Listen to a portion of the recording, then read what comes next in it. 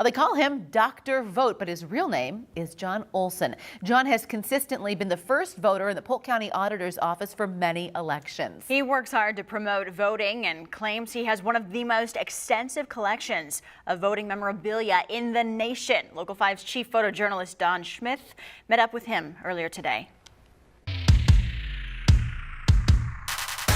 In 52 and 56, they had giant get out the vote.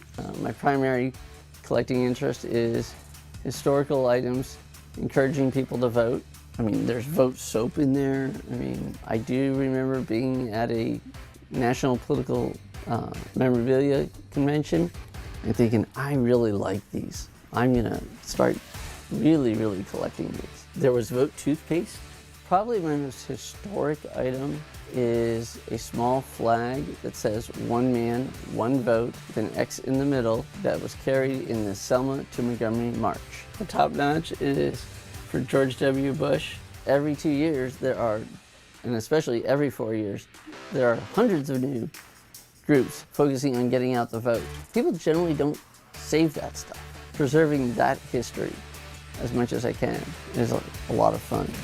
There's a bag of Chad. As Dr. Vote at certain events, I can be seen in Des Moines wearing hip hugger flare bell bottoms that say vote, vote, vote, vote all the way down. Those are a lot of fun. You know, my real enthusiasm for voting comes from my belief in democracy, that if everybody truly got out and voted, not just voted, but learned about the candidates, educated themselves about the issues that they care about and who supports them, that our country would be a much better place.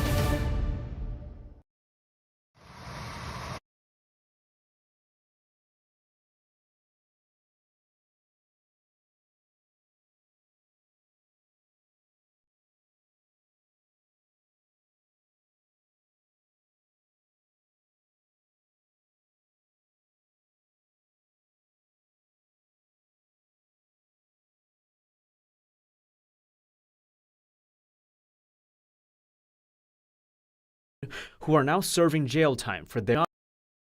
Since the 2020 presidential elections, the conversation about election fraud is on the forefront. Many people involved in the January 6th Capitol riot in Washington, D.C. believed false claims of election fraud from former President Donald Trump. Rioters included numerous Iowans, including father and son Daryl and Daniel Johnson, who are now serving jail time for their involvement. So when you look back at from 2020 until now, has Iowa seen any widespread voter fraud? No, we've not. In a one-on-one interview with Local 5, Iowa Secretary of State Paul Pate says his office is working diligently to combat misinformation and disinformation. Some of it is they want to talk about voting equipment. And because they pick on one system that might have had some national attention, they try to drag it and imply that's what we have in Iowa, when it's not. That includes paying close attention to mail-in ballots as well. Pate's office says in the 2020 elections, the state mailed out just more than 1 million ballots. 95% of those were returned. Of the 994,300 ballots counted, Pate's team says nearly 2,600 were rejected. That's a 0.3% rejection rate. And you said Iowa has not seen widespread fraud in our elections. Right. Do you think Senate File 413 was necessary then, or do you think that strengthened the system that was already in place? Well, the legislature writes the laws of the land. I'm the administrator, and like I said, the referee. You know, I'm sure some of your umpires and your officials don't always like every rule that comes out. But I will say this, a lot of what the legislature did was exactly what the voters were asking for. Pate says the numbers and protocols his office have in place show voters shouldn't worry. In an op-ed he wrote in the Des Moines Register 2 weeks ago, he pointed to research by the Elections Performance Index, which shows Iowa is third in the country for elections performance in 2020. Another layer, Pate says poll workers on both sides of the aisle are trained well and the machines are top-notch. I'm very clear and specific. The voting equipment that gets certified by us here in the state of Iowa has been checked and rechecked and gets reviewed before each election and does not have internet hookups, so it's safe. The balloting itself goes into the tabulators, and when the evening is over with, they will be reviewed, and the tabulator will give us preliminary results. From the preliminary results all the way until the final tally, Pate hopes Iowans have confidence their votes are protected. My office and me particularly, we don't wear a jersey of a team. We're there to do what's right for the Iowans. Sometimes that doesn't make us popular, but I think at the end of the day, we want you to have confidence and the results are accurate. Chanu Hurt, Local 5 News, we are Iowa.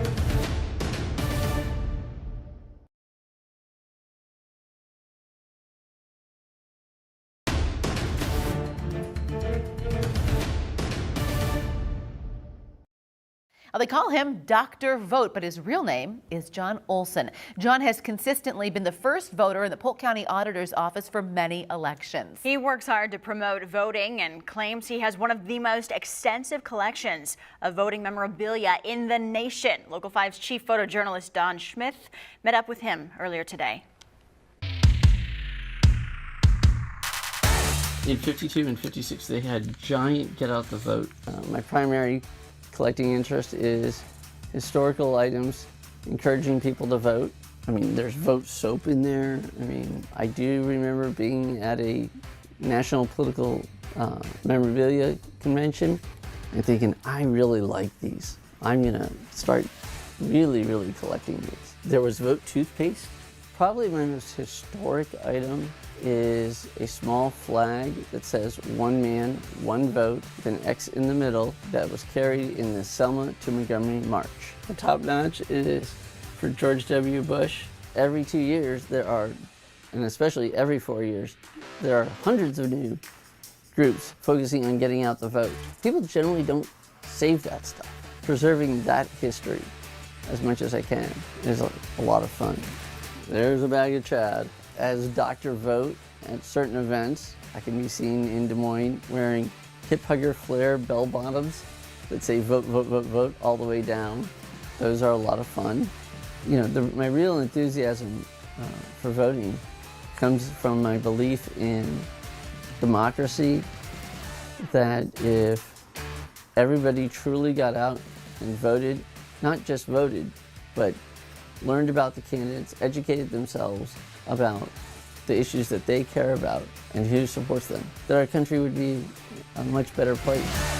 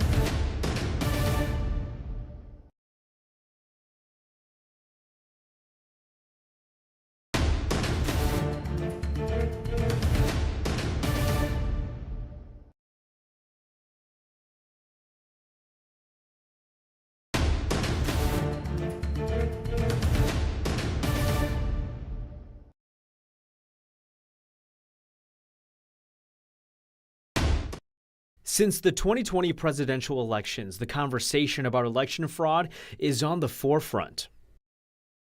Many people involved in the January 6th Capitol riot in Washington, D.C. believed false claims of election fraud from former President Donald Trump. Rioters included numerous Iowans, including father and son Daryl and Daniel Johnson, who are now serving jail time for their involvement. So when you look back at from 2020 until now, has Iowa seen any widespread voter fraud? No, we've not. In a one-on-one interview with Local 5, Iowa Secretary of State Paul Pate says his office is working diligently to combat misinformation and disinformation. Some of it is they want to talk about voting equipment. And because they pick on one system that might have had some national attention, they try to drag it and imply that's what we have in Iowa, when it's not. That includes paying close attention to mail-in ballots as well. Pate's office says in the 2020 elections, the state mailed out just more than 1 million ballots. 95% of those were returned. Of the 994,300 ballots counted, Pate's team says nearly 2,600 were rejected. That's a 0.3% rejection rate. And you said Iowa has not seen widespread fraud in our elections. Right. Do you think Senate File 413 was necessary then, or do you think that strengthened the system that was already in place? Well, the legislature writes the laws of the land. I'm the administrator, and like I said, the referee. You know, I'm sure some of your umpires and your officials don't always like every rule that comes out. But I will say this, a lot of what the legislature did was exactly what the voters were asking for. Pate says the numbers and protocols his office have in place show voters shouldn't worry. In an op-ed he wrote in the Des Moines Register 2 weeks ago, he pointed to research by the Elections Performance Index, which shows Iowa is third in the country for elections performance in 2020. Another layer, Pate says poll workers on both sides of the aisle are trained well, and the machines are top-notch. I'm been very clear and specific. The voting equipment that gets certified by us here in the state of Iowa has been checked and rechecked and gets reviewed before each election and does not have internet hookups, so it's safe. The balloting itself goes into the tabulators, and when the evening is over with, they will be reviewed, and the tabulator will give us preliminary results. From the preliminary results all the way until the final tally, Pate hopes Iowans have confidence their votes are protected. My office and me particularly, we don't wear a jersey of a team. We're there to do what's right for the Iowans. Sometimes that doesn't make us popular, but I think at the end of the day, we want you to have confidence and the results are accurate. Chanu Hurt, Local 5 News, We Are Iowa.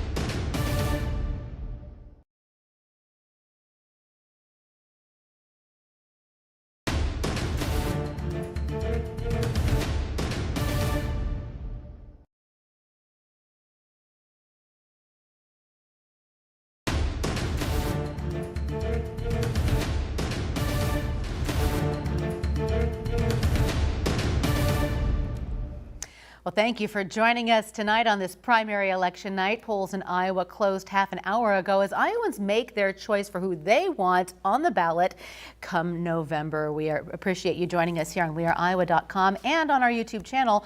We have full election night coverage for you. For many Iowans, this was their first time voting since Republican state lawmakers changed Iowa's election laws. Those changes include a shortened absentee window and one less hour to vote today. Now, before we get to our analysts and our reporters out in the field, let's take a look at some of those early results coming in. And this is a closely followed race, of course. We have Chuck Grassley, U.S. Senator incumbent right now. He is wanting to remain on the ballot this fall. He had a challenger in his own party, and Jim Carlin. Right now, with 3% of the precincts reporting, we have Chuck Grassley in with 77% of the votes. Jim Carlin trailing way behind with 23% of the votes.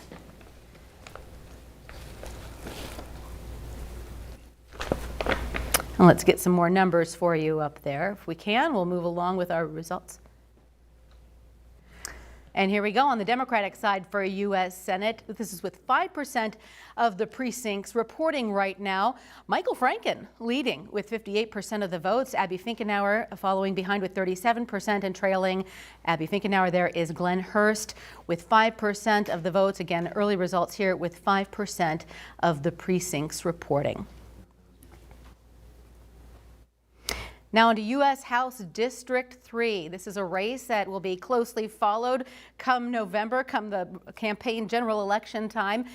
This is to challenge Cindy Axne in U.S. House District 3. She is the Democratic incumbent. 3 candidates here hoping to do that. We have Zach Nunn at this point with 42% of precincts reporting for the Republican side. Zach Nunn with 70% of the votes in the distant lead there, followed by Nicole Hasso with 20%. And Gary Loeffler with 10%. And again, this is U.S. House District 3. One of these 3 candidates hope to be on the ballot to challenge incumbent Cindy Axne. Over in the Secretary of State category here, we have Joel Miller for the Democrats with 69% of the vote. Again, early results here with 7% of precincts reporting, leading Eric Van Lanker. 31% of the votes. One of these 2 men will be facing off against incumbent Secretary of State Paul Pate. And for state auditor, we have 7% of precincts reporting again here. Republican Marianne Hanusa with 50% of the votes, and Todd Halber also with 50% of the votes there. So very close rates right now for state auditor. And again, one of these 2 candidates will be challenging incumbent state auditor Rob Sand in the November election.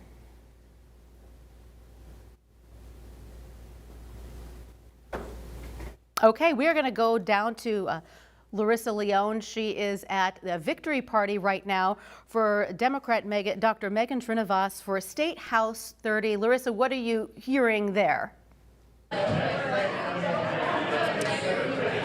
Yes, Stephanie, it's a very lively event. I'm here at the 300 bar in Des Moines where Democrat candidate Dr. Megan Srinivas actually joins me. Hi, Doctor. Can you talk to us a little bit about what you hope these voters may be seeing from your campaign? Thank you so much for being here tonight. I'm just really excited to be able to be here with all of the volunteers from our campaign. This has been grassroots from the beginning, and we've just put in blood, sweat, and tears to bring our message to the voters about how we want to help our community and stand up for what needs to happen in Iowa to make sure everybody can succeed. And I think from the early numbers, the voters are seeing how much we care about them. And I'm just so humbled by the support of all of the people behind me. Yeah, and actually right now you're up 63.35% from your incumbent Eddie Murrow, or excuse me, your challenger Eddie Murrow. Talk to me a little bit about that turnout right now as it is. I'm blown away that we can have that much support in our district. It's so touching, and I'm honored that the people of our community, of the South Side, trust me so much to come out and vote for us. And with the numbers that are there, I feel like they really put their trust in me, and I'm not going to let them down. Yeah, say you walk out of here with a victory tonight. What's your first line of action when you step into the office, if you do step into the office? Well, first thing tomorrow is to get some sleep. But after that, honestly, my biggest thing is I want to listen to the people in my district. I have been at the doors every day since February 17th, just hearing stories and hearing what people face on a daily basis. And I want to make our messaging, our mission, our work all about what we can do to help the people of the South Side. And first off, it's about continuing to listen to the people in the South Side and making sure they understand I'm there to be their partner. Absolutely. Well, best of luck to you and everybody else. So we're going to go ahead and send it back to the studio, but we'll hear more from her and other people as well later on. So sending it back to the studio. Larissa Leon, Local 5 News, We Are Iowa. All right, Larissa, we appreciate that. Thank you so much. Let's head over to Samantha now for a little more analysis on that State House District 30 race. All right, we've got our analysts in the house now. They're breaking down this election step by step, a very active night. So let's start with you. Yep. Break down what's going on over where Larissa's at. Well, in terms of that race got really interesting. Well, it was interesting from the beginning, but it got really interesting in the last week or 2 weeks where there was some pretty negative stuff that was going on there. Right. And Megan deserves a lot of credit. I want to, full disclosure here, Megan was one of my clients during this election cycle. So I have a little bit of an insight to it. She stayed really focused on talking about her message. She thought that talking about the things that we thought working people in that district wanted to hear would be the way to do it. She stayed disciplined. She kept doing that. She didn't get pulled into the negative stuff. And I think that's one of the reasons she won by as much as she did. Sure. And you all earlier were talking about how this is a different political landscape. It's difficult to have different political views and still, remain community relationships. At this point in time, right. The world is going through a lot right now. What do you make of this? She's stayed the course. She's remained positive. That has to mean something during the times we're in. I think so. And also, let's not forget she is a really, really intelligent person. And I think we need a lot more of that up in our government, period, whether it's at the state capitol. And again, to temper that with staying focused, staying positive, going to the doors, talking to her neighbors. These are the type of races where that works. And she did it. And I think she deserves a lot of credit for it because there were a lot of times when it would have been easy for this campaign to be pushed off of that. And she just didn't allow it to happen. And as for the numbers that we briefly saw at the top of this show, any surprises that you're seeing at this hour?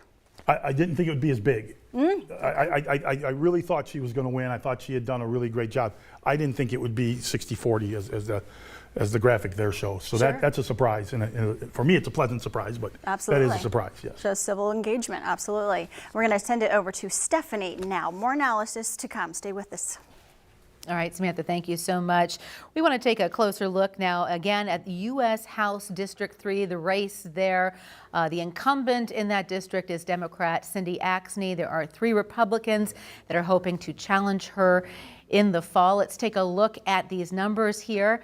And with 47% of precincts reporting now, Zach Nunn holding on to that sizable lead with 70% of the votes to Nicole Hasso at 20%, followed by Gary Loeffler with 10% of the votes right now. Again, 47% reporting there, and this is to pick the Republican who will go up against incumbent Cindy Axne. For a little bit more context in this, let's head down to Local 5's John Diaz.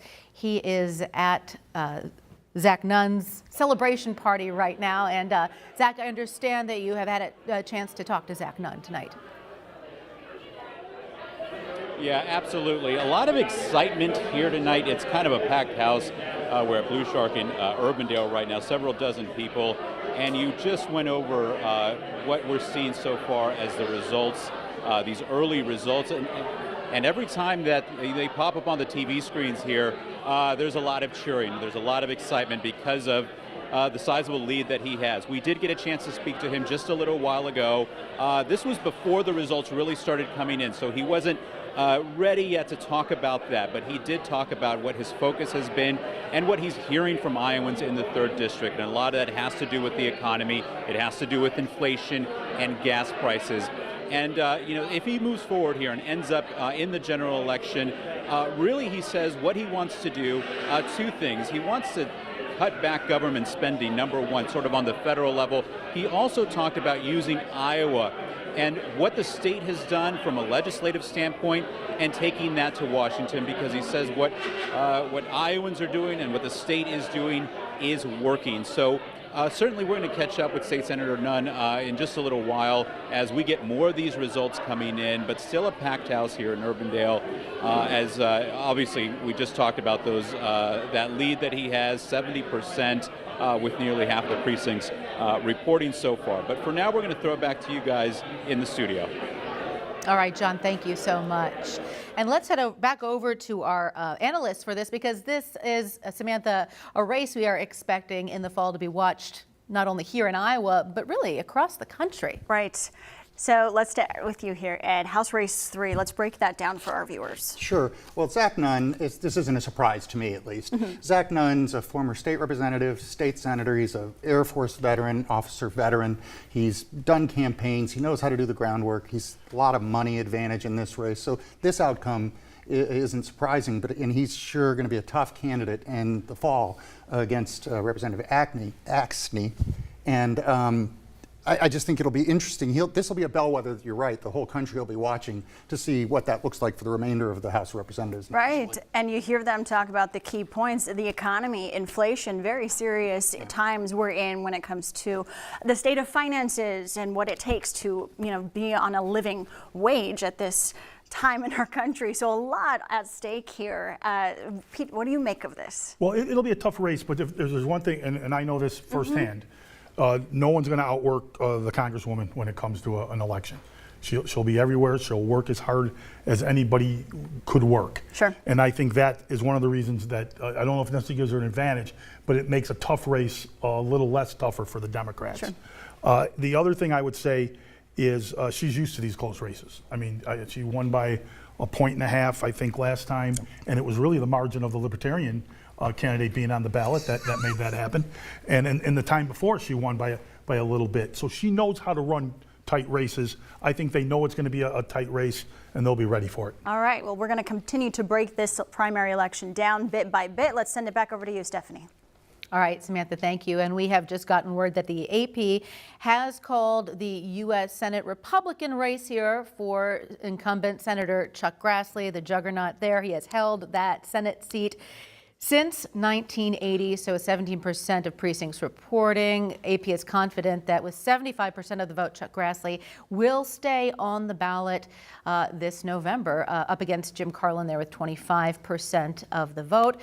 Of course, there are 3 Democrats that are vying tonight to challenge Senator Grassley, and here they are with 19% of the precincts reporting right now for the Democrat candidates for U.S. Senate. We have Michael Franken leading with 58% of the vote to Abby Finkenauer's 37%, and Glenn Hurst at 5%.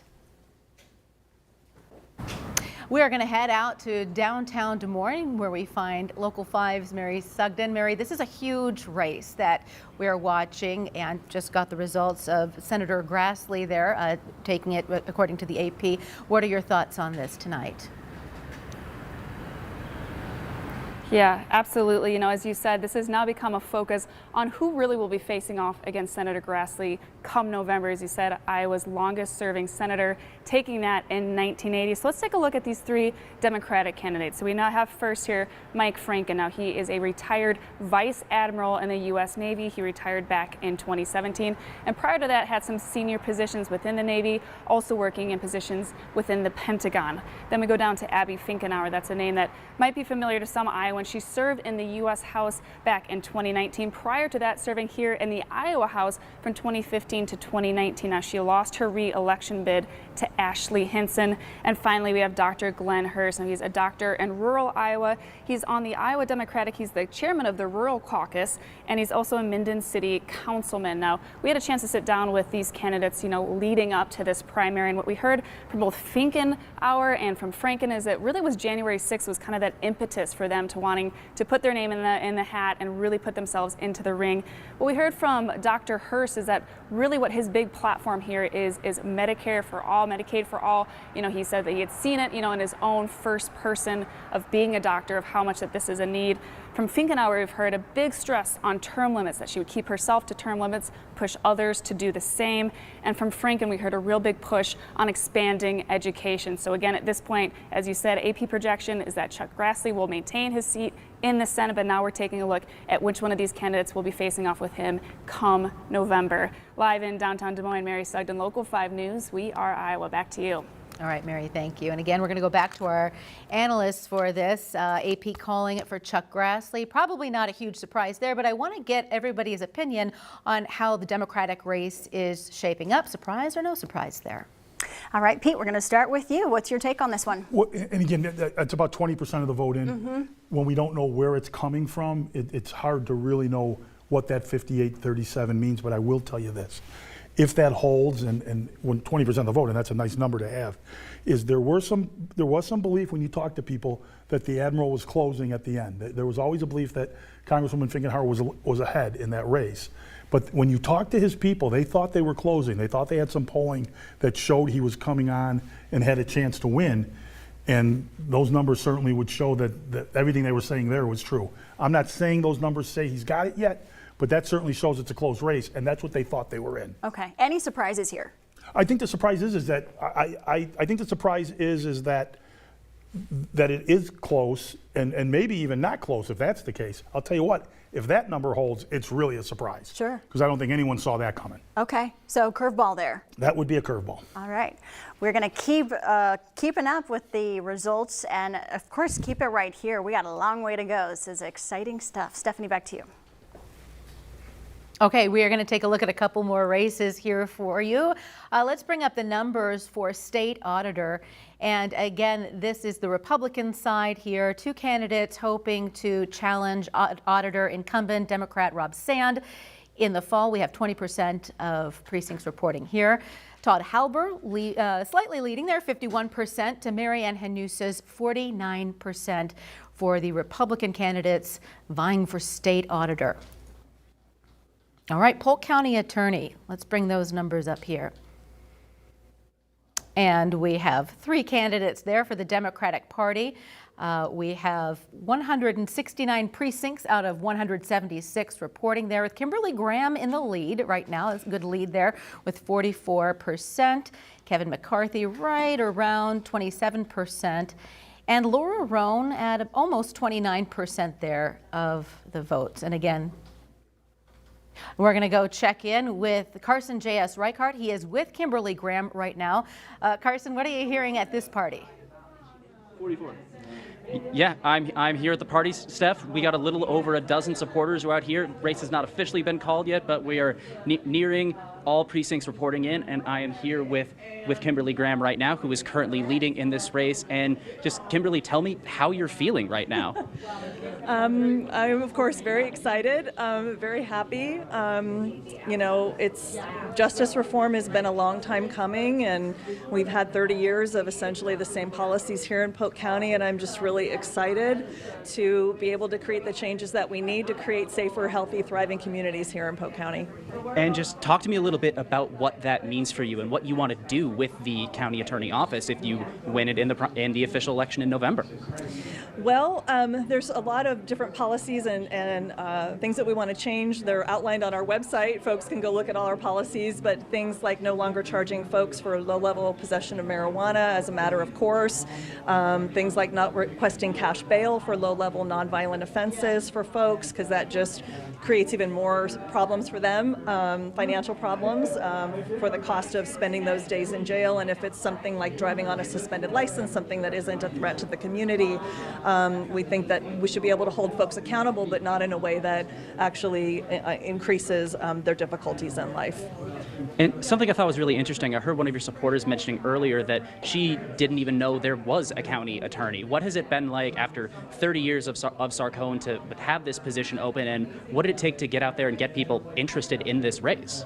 Yeah, I mean, I think especially in the wake of the murder of Mr. Floyd in 2020, I think a lot of people that had not thought a whole lot about our justice system really in the past were kind of shaken awake, and it's horrific and sad that it took something like that. But I think that a lot of folks started really looking at our justice system and paying more attention to things like district attorney, county attorney, state's attorney races across this country, and realizing that that individual has a whole lot of unchecked power, and that we really need a lot of changes to be made. And do you think you are set to make them after the election in November if you win there? Yeah, I think we will, and I think we'll be in a really good position to do that. All right, we'll send it back to you in studio, live in Des Moines. I'm Carson J.S. Reichart for Local 5 News. We are Iowa. Carson, thank you so much. We're going to check in now with a very interesting race, and that is Iowa House District 36. This district had 6 candidates running for this position. They're all Democrats, no Republican challenger here. So we have Dr. Austin Baith right now in the lead. They say 100% of the precincts are reporting. We haven't called this one just yet, but again, Dr. Austin Baith in the lead with 49% to Jalen Cavill's 21%, Shannon Henson following behind there at 17%. And let's head over to Samantha and the analysts, because again, we have been following this because there were several different candidates in this one pool, and we wanted a little insight on what this meant, what these results meant for how voters are feeling heading into these elections. Stephanie, District 36, this is a very interesting one. Pete, break this down for us, what we are seeing. Yeah, actually, when we talked about it earlier, I mentioned that I thought it could be one of those races that could be close to that 35 number that would would force it into a convention.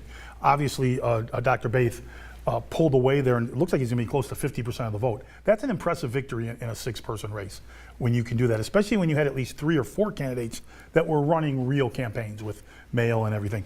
I think the thing to look at, though, too, there's 2 things about it. You mentioned it earlier, which I thought was a great point.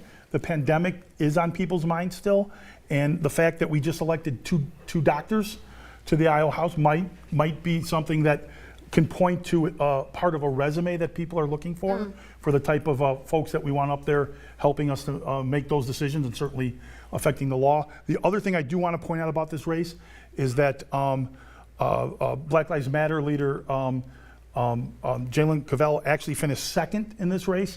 That's an impressive finish for someone who's coming from the outside of politics and running for the first time. I would keep an eye. Hopefully we can keep him in the Democratic Party, but I would keep an eye on him in the future because this is just a start for him, I think. It's a shift in what people are looking for and what they see in their leadership. I agree. And with that, we're going to send it back over to Stephanie. All right, Samantha, thank you so much. And we want to thank Pete and Ed for their insight tonight. We're going to continue this conversation on air on the CW Iowa 23 starting at 9 o'clock and then again at 10 on Local 5. Thank you for joining us. Have a great night.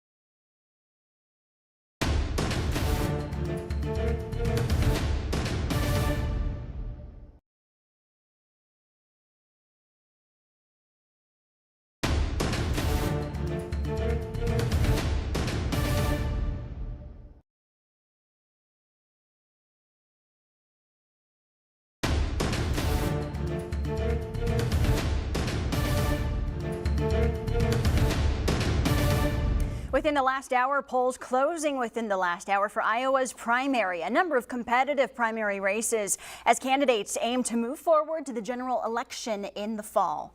Thank you for joining us for Local 5's Your Voice, Your Vote coverage. Again, those polls just closed an hour ago. Candidates all across Iowa looking to take that next step to advance within their own party nomination for the general election this fall.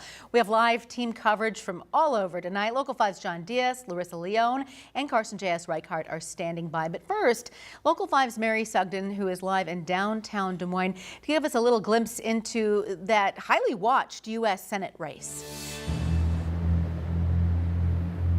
Yes, Stephanie, that's right. Right now we're keeping a close eye on that one. Let's take first a quick look at the 3 Democrats that are running for this. They're hoping to unseat Chuck Grassley. So first we have Mike Franken. He's a retired vice admiral in the U.S. Navy. He retired back in 2017. Prior to that, he held some senior positions as well as serving within the Pentagon. He's facing Abby Finkenauer. She served in the Iowa House from 2015 to 2019 before she went on to the U.S. House, serving until 2019, losing that re-election bid to Ashley Hinson. And finally, Dr. Glenn Hurst. He's a doctor in rural Iowa. He serves as the chair on the Iowa Democratic Rural Caucus and is a Minden City councilman. Now, at last check, looking at those 3 candidates and what we have on our website, with 27% of precincts reporting, we're seeing about 58 of that vote going to Mike Franken, but again, very early on. But what we do know for sure is who the Democrat will be facing in November, at least what the AP is projecting at this point. That will be Senator Chuck Grassley. He's someone that Iowa voters know well. He is the longest serving senator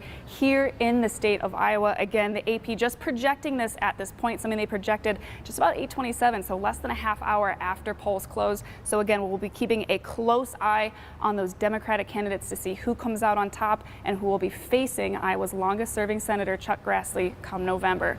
Reporting live in downtown Des Moines, Mary Sugden, Local 5 News. We are Iowa. All right, Mary, thank you so much. And another race here that has generated a lot of curiosity is the Republicans vying for U.S. House District 3. All 3 of these people want to try to unseat incumbent Cindy Axne in the fall. So right now we have a good percent of the precincts reporting. We have Zach Nunn in the lead with 69% of the vote, trailing way behind Nicole Hasso and Gary Loeffler. So we have heard from John Diaz, who is at Zach's Nunn party, that there has been a lot of excitement there as these numbers have been coming in, John. Yeah, that's exactly right. The crowd even seems to be growing and getting bigger, but every time those numbers pop up on the screen here, a lot of cheering because that is a sizable lead early on in this race. Now, a couple things we can tell you is that the Republican Party of Iowa has already sent out their congratulations. However, we are waiting to hear from State Senator Zach Nunn. I think he's waiting to get some official results here that he feels comfortable before he basically steps up to the podium behind us. We're expecting to hear from his campaign, from his family, and then from him.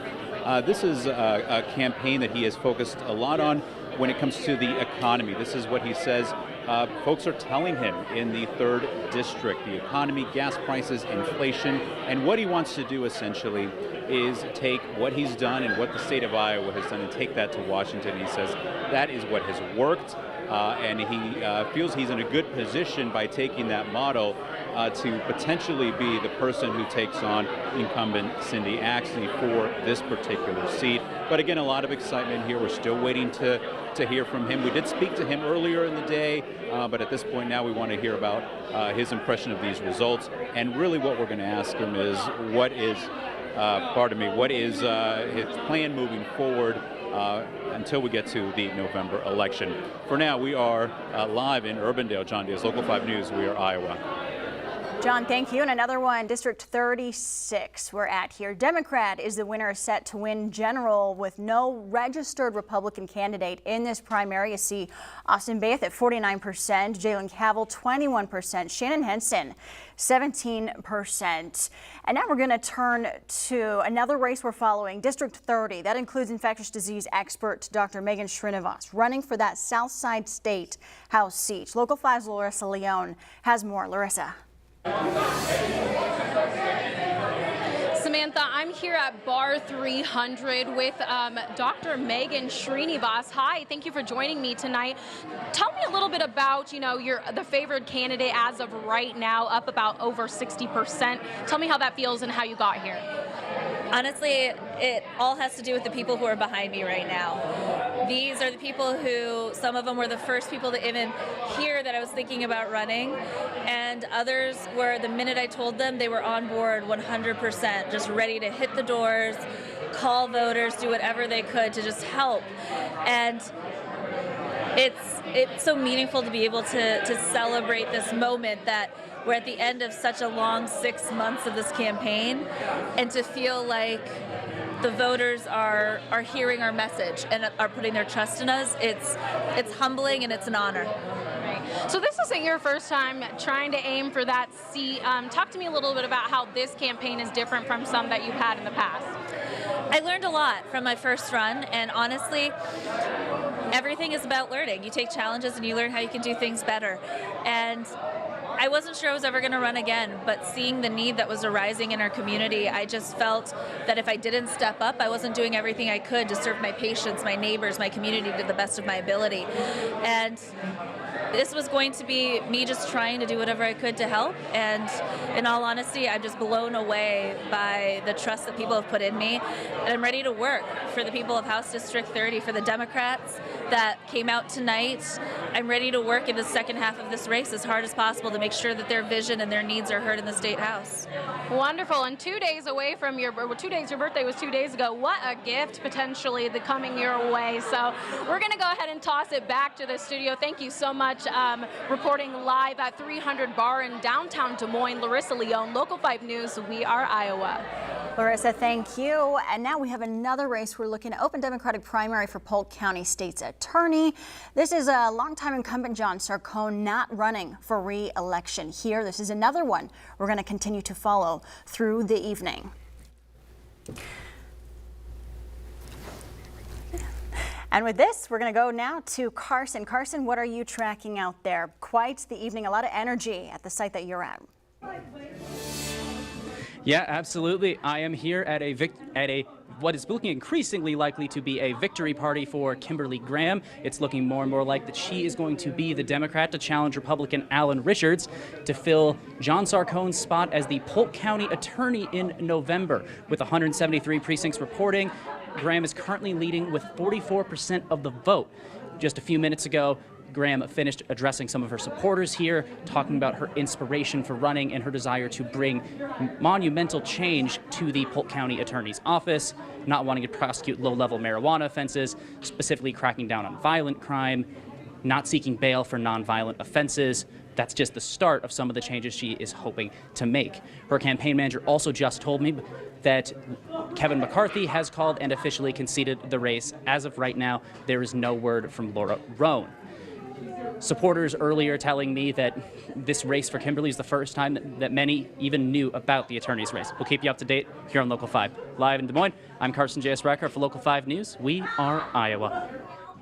All right, Carson, thank you so much. Let's take a look at the numbers here for the Democratic side of the Secretary of State race. And I'm taking a look at the numbers there. 34% of precincts reporting right now. We have Democrat Joel Miller with a sizable lead with 71% of the votes to Eric Van Lanker's 29% of the votes. And these are the two men who are hoping to take on Republican Paul Pate. He is the incumbent in the fall. On to State Auditor now. And as State Auditor, they're the take on the Democrat incumbent Rob Sand in the general. Now with this, you see here Todd Halber, 51%. Looks like we're about 34% as well on the reported voting. Marianne Hanusa at 49%. Now they're very tight race. And don't forget, no matter where you are, be sure to text the word results to the number on your screen. They are just coming in now, so this number will come in handy as those results continue to come into our newsroom. We can give you those results in an instant if you text results to this number right here. And with that, we're going to be right back answering your questions on primary night. We've got our political experts on what races you should keep your eye on. Stay with us.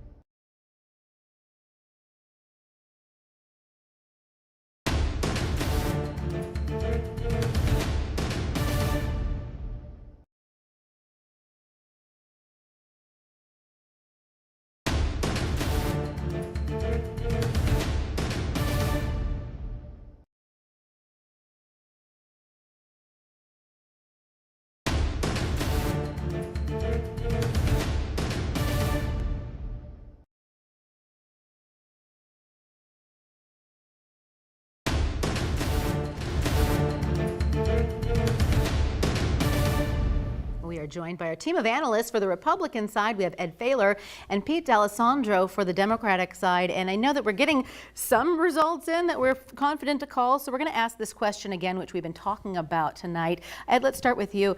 Are we seeing any indications of what is motivating voters tonight? Sure. Obviously, the economy. To quote James Carville, it's the economy, stupid. Not calling you that clearly, but that's what he said. And that is really going to be a driver right now. We all see it. Gas prices, food prices, everything we're purchasing. So that's a real driver. And then realistically, with all the shootings we're seeing, how that's going to materialize and put the Second Amendment sort of discussion in its place will be real interesting going forward into November. All right. And Pete, any thoughts on what's motivating voters? Well, I think on the Democratic side, a lot of the races we're looking at are those open seats. And so you can see where voters seem to have gone to the candidates who talked about issues, stayed away from the other type of things that happen on campaigns.